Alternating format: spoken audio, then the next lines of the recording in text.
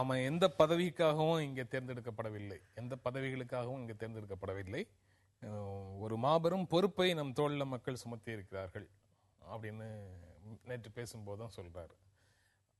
அதுதான் ஒரு அரசு தன்னுடைய பதவிக்காலம் முழுவதுமாக நினைவில் கொள்ள வேண்டிய வரிகளாக எடுத்துக்கலாமா? அது நார்மேட்டிவ், என்ன எதிர்பார்க்கிறோமோ அதை சொல்லியிருக்காரு, எது ஐடியலோ அதை சொல்லியிருக்காரு. ஆனால் அதுதான் இருக்க போதா அப்படின்றது நிச்சயமாக ஒரு பெரிய கேள்விக்குறி தான். அப்படி இருக்கிறதுக்கு வாய்ப்பு இல்லை. ஏன்னா இன்றைக்கி எல்லா கட்சிகளும் சரி, சிறப்பாக அவருடைய கட்சியிலேயே நிறைய பேர் இன்றைக்கி அமைச்சர்களாக ஆக வேண்டும், இன்றைக்கி நிர்வாக பொறுப்பை ஏற்க வேண்டும், செய்ய வேண்டும் என்று சொல்லியிருக்கிறார்கள். எம்பிஸ் எல்லாருமே இன்றைக்கி ஒரு அங்கே பாராளுமன்றத்துக்கு வர்றப்போ ஒரு எதிர்கால இந்தியாவை உருவாக்க வேண்டும் என்று வருகிறார். அதனால் இது சொல்கிறதுக்கு நல்லா இருக்கு. ஆனால் அந்த நடைமுறையில் அது செயல்படுமா என்பது ரொம்ப சந்தேகம்தான்.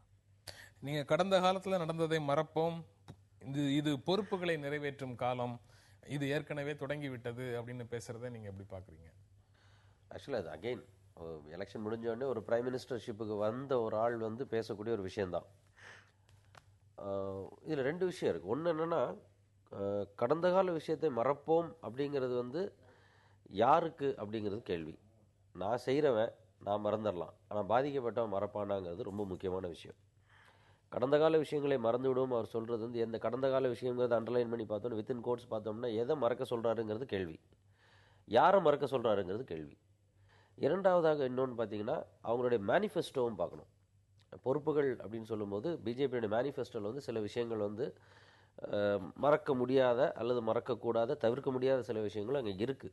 ராமர் கோயிலை கட்டுவோம் அப்படிங்கிறதோ, அல்லது ஆர்டிகல் 370 ரீவிசிட் பண்ணுவோம் அப்படின்னு சொல்கிறதோ, ரிசர்வேஷன் இஷ்யூஸை ரீவிசிட் பண்ணுவோன்னு சொல்கிறதோ மேனிஃபெஸ்டோலேயே கொடுத்துருக்குறாங்க. இப்போ அவங்களுக்கு அரசியல் சாசன சட்டத்தை திருத்துவதற்கு தேவையான வலிமையை பெறுவதற்கு ஒரு 10 அல்லது 12 எண்ணிக்கை தான் கம்மியாக இருக்குது. 364 வேணும். அந்த 364 ரொம்ப there just falling short of it. And அவங்களுடைய அந்த இப்போ இருக்கக்கூடிய எதிர்கட்சிகள் அப்படின்னு சொல்லக்கூடிய அந்த கட்சிகளுடைய மனநிலைமையும் பார்த்தீங்கன்னா பெரும்பாலும் பிஜேபியோட சேர்ந்து செயல்படக்கூடிய அல்லது செயல்பட்ட கட்சிகளுமாகத்தான் இருக்கின்றன. ஸோ இதெல்லாம் வச்சு பார்க்குற போது அவர் சொல்கிற இந்த விஷயம் ஒரு ஐடியலிஸ்டிக் பிரைம் மினிஸ்டரியல் கேண்டிடேட் சொல்லக்கூடிய நோட்டாக தான் பார்க்க முடியுமே தவிர, இந்த இரண்டு விஷயங்களையும் கணக்கில் எடுத்துகிட்டு பார்க்குற போது நடைமுறையில் அது சாத்தியப்படும் தோன்றவில்லை. இந்த பின்னணியில் நேற்று முன்தினம் கோபாலகிருஷ்ண காந்தி அவருக்கு நரேந்திர மோடிக்கு வாழ்த்து தெரிவித்து எழுதின கடிதத்தினுடைய உள்ளடக்கமும் ரொம்ப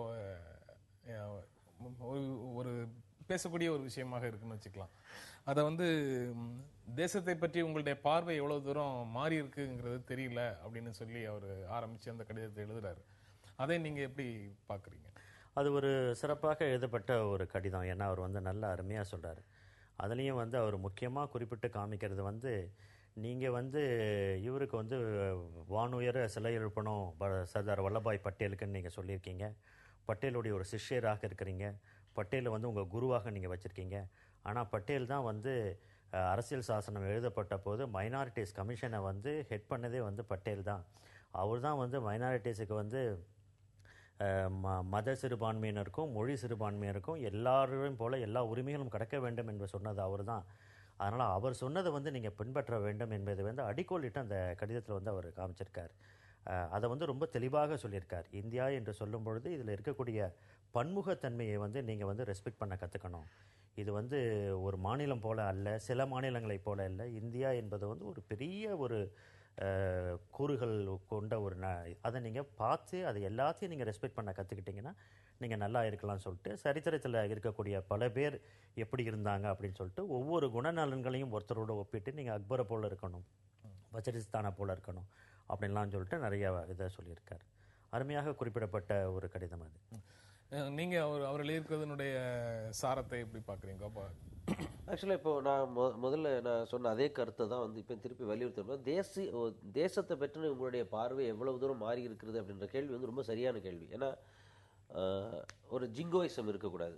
இப்போ நேற்றுக்குமே அவர் பேசும்போது ஹவு கேன் சிவசேனா அவங்களுடைய கூட்டணி கட்சி சொல்லும்போது கிரிக்கெட் டிப்ளமேசியை விட்டுறணும் அப்படின்னு சொல்கிறாங்க. அதுக்கு இவரும் ஆமோதிக்கிற மாதிரி தான் பேசுகிறார். How can peace talks can take place while amidst bomb blast அப்படின்னு சொல்லி. ஸோ இந்த மாதிரி அந்த ஜிங்கோயிசமோ அல்லது ராமர் கோயில் கட்ட போறேன் அப்படின்ற நீங்க மாதிரியான அதை விஷயம். ஜிங்கோயிசம்னு சொல்றீங்க, ஆனா அவங்க அதைத்தான் வந்து தேசியமாகவே பாக்குறாங்க. அந்த ரெண்டுக்கும் இடையில உண்டான இடைவெளியை எப்படி யாரு இட்டு நிரப்புறது? அந்த கடிதத்தினுடைய கேள்வியே, அந்த சாராம்சம், அந்த கேள்வி அதுதானே. தேசத்தை பற்றி நீ உங்களுடைய பார்வை அப்படிங்கிறது எப்படி அப்படிங்கிறது வந்து வெறும் இந்த மாதிரி ரெகட்டாரிக்ஸ் மூலமா ஒரு கனவுகளை விதைச்சிக்கிட்டே போய் அதன் மூலமாக வந்து நீங்க மறுபடியும் ஒரு கோட்டையை கட்ட, ஒரு காத்துல கோட்டை கட்ட போறீங்களா, இல்லை நிஜமான வளர்ந்த இந்தியாவை உருவாக்க போகிறீர்களாங்கிறது தான் அந்த கடிதத்தினுடைய சாராம்சமே. ஸோ அந்த இதை வந்து நரேந்திர மோடி எந்த அளவுக்கு செய்ய போறாரு, அவர் கூட இருக்கவங்கள அவர் எந்த அளவுக்கு கட்டுப்படுத்த போறாருங்கிறது தான் பிரச்சனையே. இப்போ வந்து நரேந்திர மோடி வந்து என்னதான் பேலன்ஸ்டாக இருந்தாலும் அவர் கூட இருக்கக்கூடியவங்க வந்து எந்த அளவுக்கு பேலன்ஸ்டாக இருப்பாங்கன்னு சொல்ல முடியல. ஏன்னா ஒவ்வொரு சின்ன விஷயத்துக்கும் நேற்றுக்கே பார்த்தீங்கன்னா இந்த ட்விட்டர் இஷ்யூக்கே ஓவர் ரியாக்ட் பண்ணுறாங்க. எல்லாத்துக்குமே அவங்க ஓவர் ரியாக்ட் பண்ணுறவங்களும் இவர் எப்படி பேலன்ஸ் பண்ண போறாருங்கிறது ரொம்ப முக்கியமான விஷயம். தேசியம் அல்லது தேசம் இந்த ரெண்டையும் பற்றின ஒரு பார்வை அவரது மாற வேண்டும், மாறி இருக்கணும். தேசியம் பற்றி இவங்களுக்கு பாரதிய ஜனதா கட்சிக்கும் அவர்கள் அது சங்க பரிவாரத்துக்கும் ஒரு பார்வை இருக்கு. இதே இது பெரும்பான்மையினருடைய மதவாதம், பெரும்பான்மை மதத்தினுடைய மதவாதம் தேசியமாக கட்டமைக்கப்படுவதற்கு ஒரு வாய்ப்பு இருக்கு அப்படின்னு சொல்லி ஜவஹர்லால் நேரு சொன்ன இன்னொரு தியரியும் இருக்கு. இந்திய அரசு வந்து இந்த ரெண்டுல எதை தேசியமாக தொடர்ந்து முன்னெடுத்து செல்லும்? அதாவது வந்து இன்னைக்கு பார்த்தீங்கன்னா அந்த கட்சிக்குள்ளேயே வந்து எல்லாமே அடங்கியிருக்கிறாங்க. ஒரு 5 to 10% வந்து ரொம்ப தீவிரமாக இதை நீங்கள் சொன்ன கருத்துக்களை ஆமோதிப்பவர்களாக இருக்கிறார்கள்.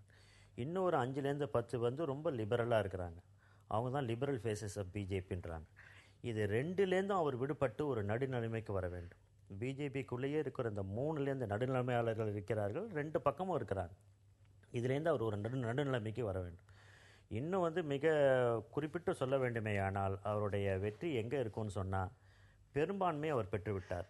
அதே போல் அணிகள் வந்து அவரோட சேர்ந்து நிற்கின்றன, கூட்டணி தோழமை கட்சிகள். அப்படி இருக்கிறப்ப என்ன ஃபீட்பேக் சிஸ்டம் வச்சுக்கிறார், எங்கேருந்து அவருக்கு வந்து இந்த விமர்சனங்கள் வரப்போகின்றன, அந்த விமர்சனங்களை அவர் எப்படி எடுக்க போகிறார், எப்படி அதை வந்து சீர்தூக்கி பார்த்து முடிவு செய்ய போகிறார் என்பதில் தான் அவருடைய வெற்றி இருக்கின்றது. இந்த ஃபீட்பேக் சிஸ்டம் நல்லா இருந்து அதை கரெக்டாக எடுத்துக்கிட்டார்னா இந்த 5 ஆண்டுகள் போவது அவருக்கு வந்து சிரமமாக இருக்காது. அப்படி இல்லாட்டி இந்த மாதிரியான எக்ஸ்ட்ரீம்ஸில் அவர் மாட்டிக்கொண்டு பிரச்சனைகளுக்கு உள்ளாகி விடுவார். இறுதியாக நீங்கள் இல்லை, இதில் வந்து இந்த நம்ம இந்தியன் பாலிடிக்ஸில் இருக்கக்கூடிய பெரிய பிரச்சனையாக தான் இப்போ காங்கிரஸ் மற்றும் அதர் செக்யுலர்ஸ் எல்லாருமே பார்த்தீங்கன்னா அந்த செக்யுலரிஸ்ட்டுங்கிறவங்களே சுட செக்யுலர் தான் இருந்திருக்கிறாங்க. அதாவது இந்துத்துவா பேசுகிறவங்கள மதவாதிகள்னு சொல்லிட்டு கூடவே வந்து மற்ற மதம் சார்ந்த கட்சிகளையும் தோழர்களையும் கூட வச்சுப்பாங்க. அதுவும் ஒரு வகையில் வந்து ஒரு எக்ஸ்ட்ரீம் தான். இவங்க வந்து ஒரேடி ஆர்எஸ்எஸ், பஜ்ரங் தங்கள் இந்த லெவலுக்கு போயிடுவாங்க. ஸோ ரெண்டுமே இல்லாமல் இன்றைக்கு அவர் கிடச்சிருக்கக்கூடிய மெஜாரிட்டி வச்சு அவர் ஒரு பேலன்ஸ்டு மைண்ட் செட்டுக்குள்ளே கொண்டு வந்தாருன்னா, பட் இந்தியாவுடைய அடிப்படை பிரச்சனையே அங்கே தான் இருக்குது. இதை மாற்றிட்டார் அப்படின்னா கான்ஸ்டிடியூஷன் அதான் சொல்லுது, நேஷன் பில்டிங் ஆக்டிவிட்டின்னு சொல்லும்போது அதை இவருக்கு மாற்றுறதுக்கான ஒரு வாய்ப்பு கிடச்சிருக்குது. 25 ஆண்டுகளுக்கு பிறகு நான் காங்கிரஸ், நான் நேரு ஃபேமிலியிலேருந்து ஒரு சிஎம்மாக இருந்து பிரைம் மினிஸ்டராக மாறக்கூடிய ஒரு ரேர் ஆப்பர்ச்சுனிட்டி ஒரு கிடைச்சிருக்குது. If he uses it properly it would be. அந்த சிஎம்மா இருந்து பிஎம் ஆகிறது அப்படிங்கிற தியரியில் எனக்கு பெரிய ஈர்ப்பு எதுவும் வரல. விபி சிங் அப்படி இருந்து வந்தவர் தானே, தேவகவுடா அப்படி இருந்து வந்தவர் தானே. இப்போ ஜெயலலிதாவையோ நரேந்திர மோடியோ மமதா பானர்ஜியோ மட்டும் எல்லா ஊடகங்கள்லையும் அல்லது தலைவர்களும் ஏன் அப்படி சொல்றாங்க, மாநில முதலமைச்சராக இருந்து வந்ததுனால அவங்க சிறப்பாக செயல்படுவாங்க அப்படின்னு சொல்றாங்கன்னு எனக்கு புரியல. அது ஒரு விவாதத்துக்குரிய விஷயமாக இருக்கு. இந்த நிகழ்ச்சியில் பங்கேற்று உங்களுடைய கருத்துக்களை பகிர்ந்து கொண்டதற்காக புது புது அர்த்தங்கள் நிகழ்ச்சி உங்கள் இருவருக்கும் நன்றி தெரிவித்துக் கொள்கிறது. மீண்டும் சந்திப்போம். நன்றி, வணக்கம்.